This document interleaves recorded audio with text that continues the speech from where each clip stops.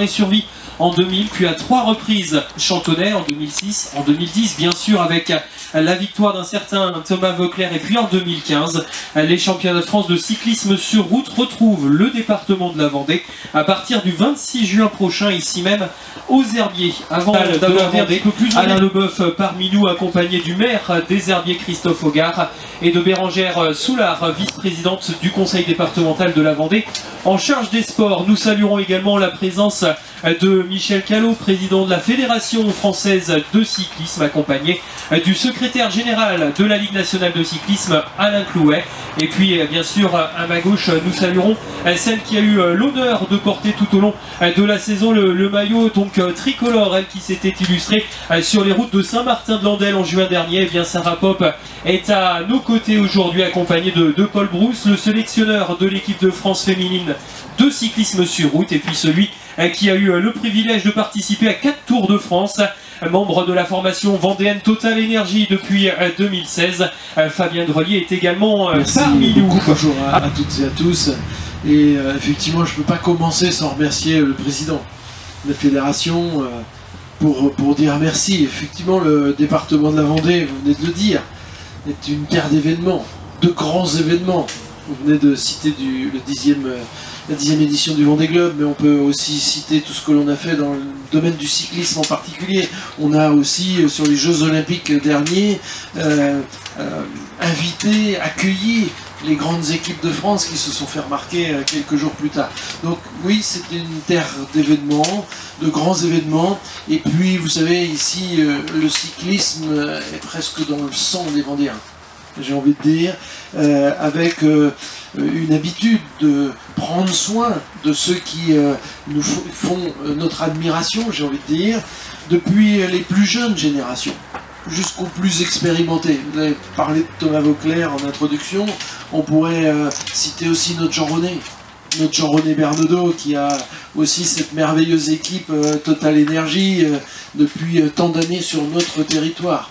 Mais c'est aussi toute cette pyramide, comme on le dit souvent avec les collègues élus et Bérengère en particulier, cette pyramide du cyclisme depuis le plus jeune âge, comme je viens de le dire, en passant par le Krebs, en parlant aussi de Vendée U, et puis bien évidemment Total Énergie. Donc on a une terre ici qui était apte et qui était tout à fait privilégiée, j'ai envie de dire, pour accueillir ce grand championnat de France, qui fait notre admiration.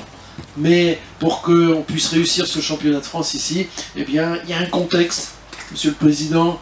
Le contexte, vous ne pouviez pas trouver mieux ici que là. Sur la Vendée, on avait plein de merveilleux paysages en fait à offrir aux téléspectateurs, à offrir aussi à tous ceux qui vont venir suivre ces grandes championnes et ces grands champions. Mais il y a un point particulièrement stratégique pour la Vendée. Tous les Français connaissent le Mont Blanc. Il n'y a pas un Vendéen qui ne connaît pas le Mont des Alouettes. Christophe. Et donc, chez nous, ici, ce Mont des Alouettes, il est effectivement particulièrement stratégique. Il est une référence pour tous les Vendéens. C'est aussi un lieu d'histoire. Un lieu des guerres de Vendée, bien évidemment. Mais c'est un lieu aussi où, avec monsieur le maire de la ville des Herbiers, on en prend grand soin. Et vous avez une centaine d'hectares ici, classés en espace naturel sensible.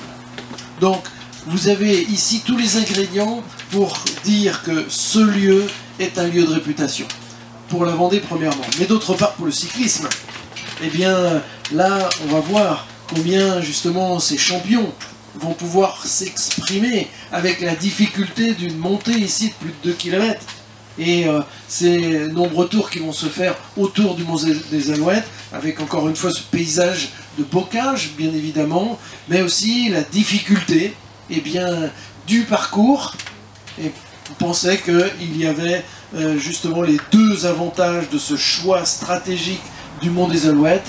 Un choix qui tient au cœur des Vendéens, au double cœur des Vendéens, j'ai envie de dire, et puis bien sûr qui va permettre une expression des sportifs qui va être, je pense, qui va rester dans les annales. qui va rester dans les annales. C'est politique aussi qu'avec les collègues conseillers départementaux, on est en train d'essayer de continuer à engager. Vous avez le vélotourisme depuis très nombreuses années en Vendée. Vous avez plus de 2000 km de pistes cyclables plutôt à but touristique. Mais nous voyons aussi combien toutes les générations aujourd'hui font du vélo. J'ai parlé des jeunes tout à l'heure, mais je peux parler aussi des quarantenaires. Quand on arrête le foot, quand on arrête le basket, on a envie de continuer à s'entretenir. Puis quand on arrive à la retraite, on a aussi envie de s'entretenir et on fait du vélo. Et donc le vélo ici est une pratique, j'ai envie de dire, très généralisée. Mais au-delà de tout ça, il y a aussi un engagement bénévole de très nombreux Vendéens. Et Christophe pourra le redire tout à l'heure, avec Bérangère, lorsqu'on a fait appel au bénévolat pour dire attention, il y a un grand événement qui va s'organiser ici sur notre territoire départemental, eh bien les bénévoles vendéens répondent présents au même titre que tout à l'heure, vous l'avez dit, sur le Vendée Globe. Donc nous sommes vraiment une terre où des organisations massives comme celle-ci peuvent avoir lieu. Nous, on veut offrir ça aussi aux Vendéens. Au-delà de ce que je viens de dire, de ceux qui pratiquent le vélo au quotidien, c'est une récompense quelque part aux bénévoles premièrement. C'est aussi montrer à ces jeunes ce que peut devenir un jeune sportif qui monte les échelons au fur et à mesure. Et très naturellement, j'ai envie de dire, c'est aussi offrir à toutes ces familles, à tous ces amoureux du vélo, qui ne sont pas obligatoirement qui pratiquent obligatoirement, mais qui ont envie d'être admiratifs.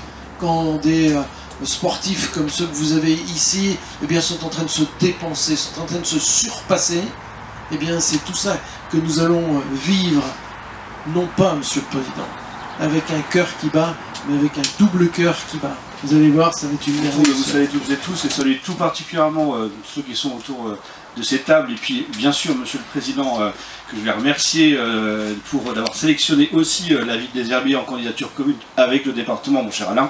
Merci à tous les deux de nous faire confiance.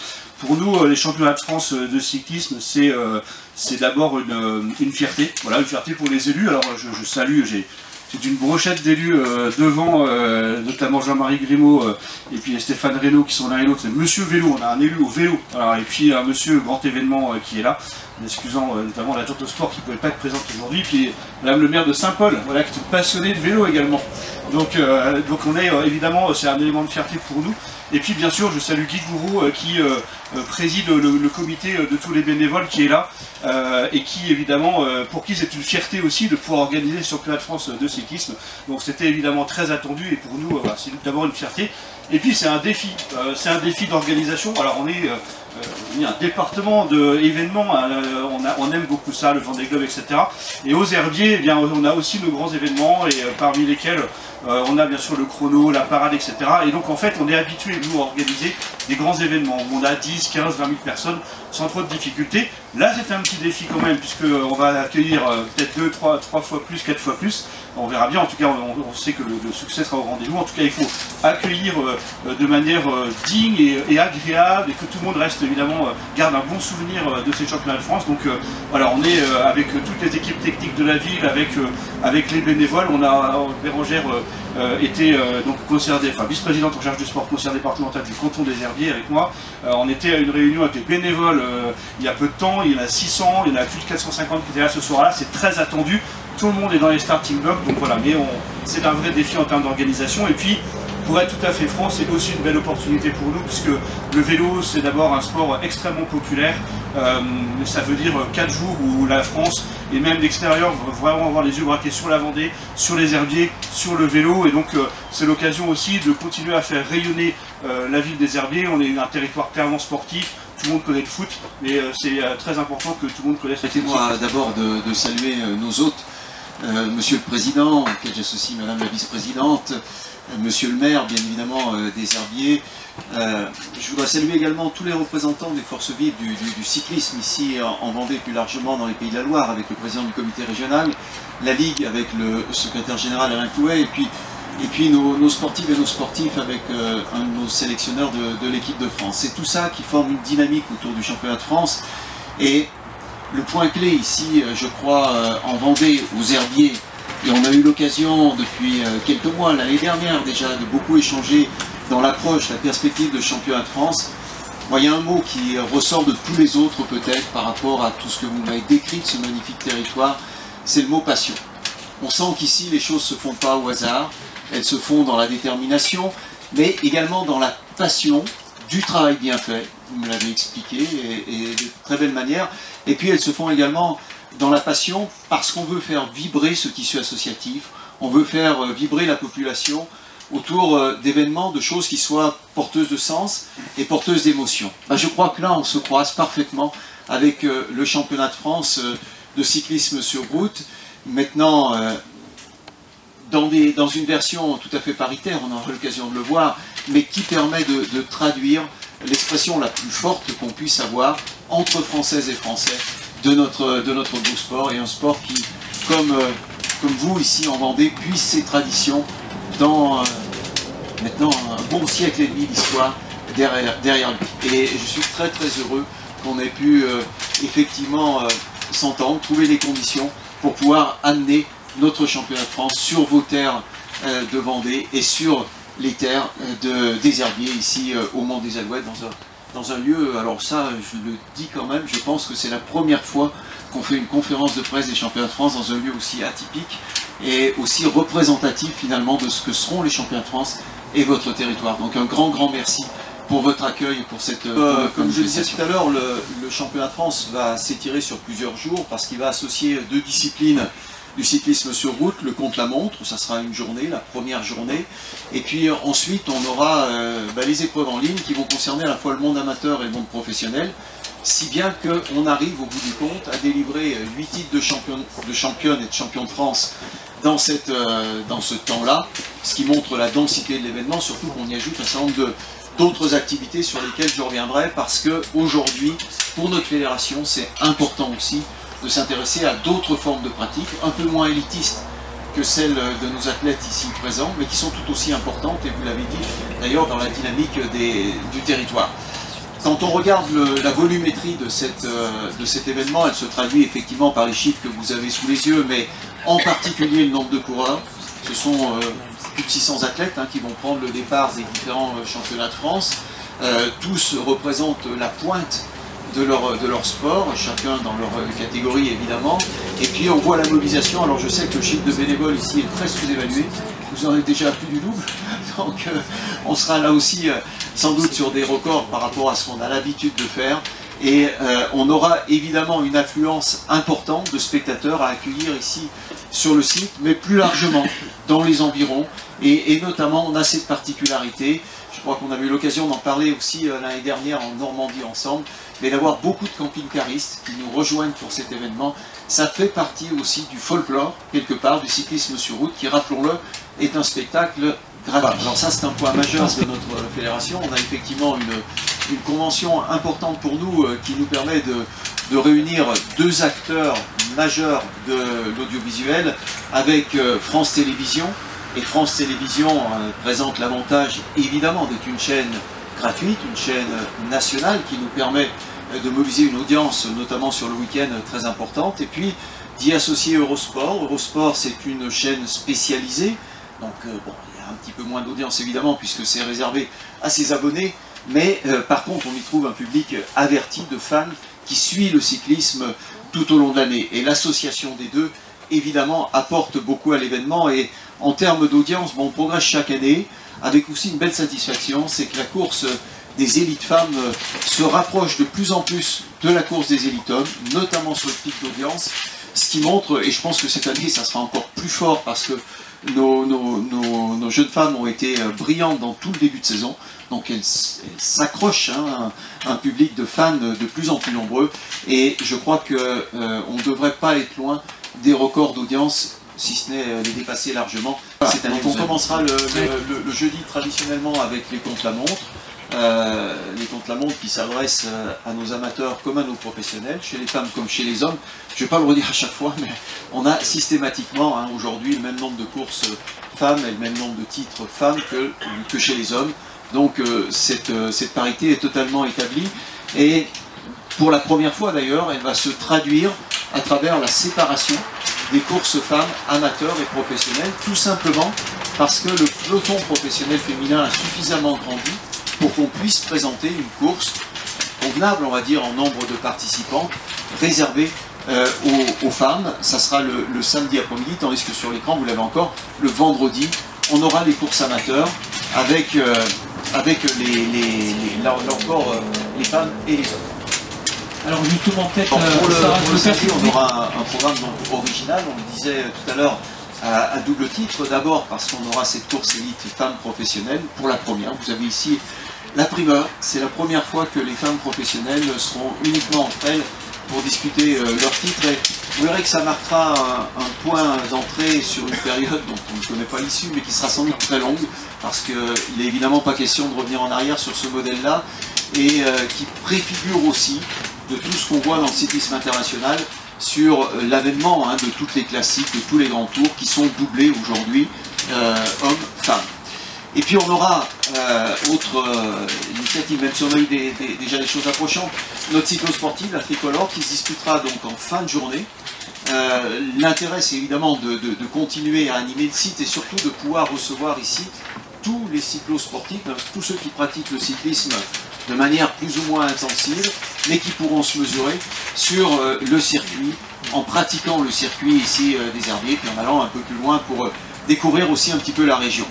Et le dimanche, alors là encore nouveauté, on aura le matin carrément une randonnée, donc cette fois-ci on ne parle plus de chrono, on parle simplement de profiter d'être sur le vélo, et ça répond aussi à un public de plus en plus large, qui va découvrir à son tour le circuit et pouvoir pratiquer quand on est juste amateur de très loin du sport cyclisme, et pratiquant de vélo, pouvoir découvrir ce que c'est qu'un parcours de championnat de France, c'est pas neutre. Et puis bien sûr, on débutera en fin de matinée la course élite homme qui nous emmènera jusque assez tard dans l'après-midi, même si ça va toujours de plus en plus vite maintenant. Je regarde nos coureurs, mais on a de plus en plus de mal à prévoir l'heure des arrivées des courses, parce que chaque fois qu'on les prévoit, ils accélèrent encore d'1 ou 2 km/h, donc ça va très très vite, et ça sera très spectaculaire ici avec l'arrivée finale sur le Mont des Herbiers.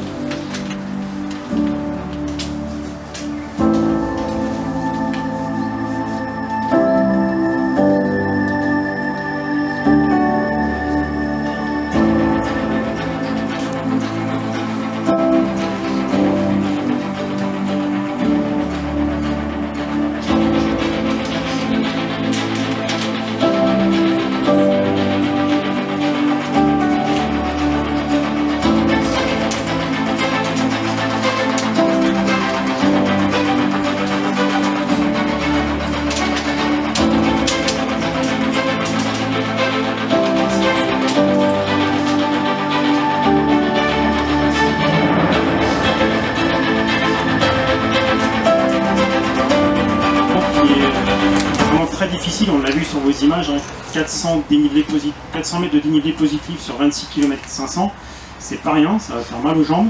Et puis voilà, pour faire les grandes lignes, c'est un parcours qui se divise un peu en deux parties, avec une première moitié qui est très rapide, jusqu'à Saint-Paul-en-Paray, et encore derrière, voilà, c'est des petites successions de tôles ondulées, comme on dit dans le jargon cycliste. Et puis après, vraiment les 12-13 derniers kilomètres, là on attaque la remontée sur le Mont des Alouettes, et je peux vous dire que ça fait très boss du Mont des Alouettes. Alors c'est sûr, on voit je crois qu'il est répertorié comme 2 km le Mont des Alouettes, mais moi je l'ai fait en vélo, et depuis le centre des Herbiers, ça monte quand même jusqu'en haut, et je pense qu'on est plus proche des 3 km. Ouais, voilà.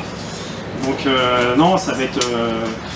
en plus avec un vent souvent favorable, je pense, le vent qui vient de la mer, vent d'ouest, donc ça va monter vite, et puis derrière, donc, comme disaient les athlètes ce matin qui ont reconnu, c'est une succession de petites routes dans le bocage vendéen avec très peu de visibilité. Ça veut dire qu'une échappée qui aura 10-15 secondes, elle sera tout de suite à l'abri des regards du peloton. Donc ouais, ça va être une course palpitante, c'est sûr. Et ça reste principalement favorable sur quasiment tout le long de l'année, en vent de la mer, comme on disait. Voilà, la route est belle, et en tout cas ça va sourire un homme fort, c'est sûr. Un homme, une femme forte. Déjà, ce sera mon premier en terre vendéenne. J'ai eu la chance de le faire en 2015 chez les amateurs à Fontenay.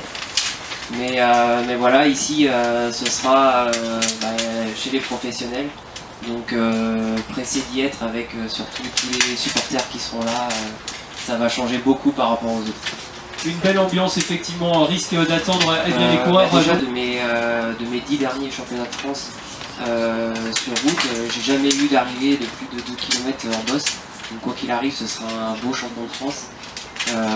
Voilà, on peut voir que quand Philippe Gilbert a gagné ici, il y en avait déjà partout, alors qu'il n'y avait qu'un passage. Alors, ça va certainement pas faciliter la donne, non. C'est beaucoup plus tactique en fait, je pense, s'il y a quelque chose. L'année dernière, c'était particulier dans le sens où il y avait une course, comme on dit, une course dans la course.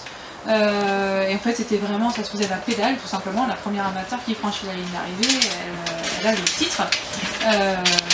Et là, cette année, ça va vraiment être un différent par rapport à l'année dernière.